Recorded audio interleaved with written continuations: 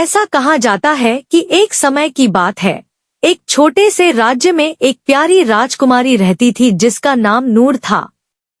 नूर बहुत दयालु और प्यार करने वाली थी। वह हमेशा सभी की मदद करने और राज्य के लोगों को खुश रखने की कोशिश करता था।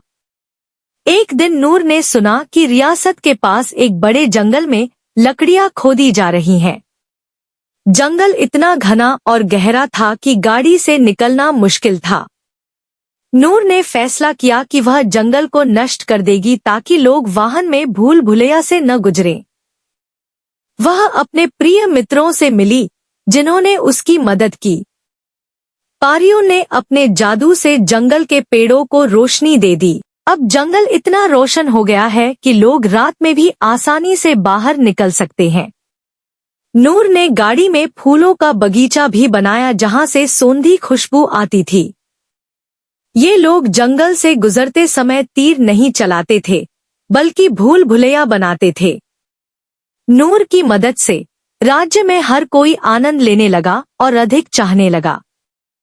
और फिर सभी लोग एक साथ आए और हमारे राज्य का नाम रोशनी का साम्राज्य रखा। नूर अपनी दयालुता से राज्य के लोगों की हमेशा मदद करती है और सब कुछ खुशहाल रहता है। इस प्रकार हर कोई सदैव सुखी रहता है।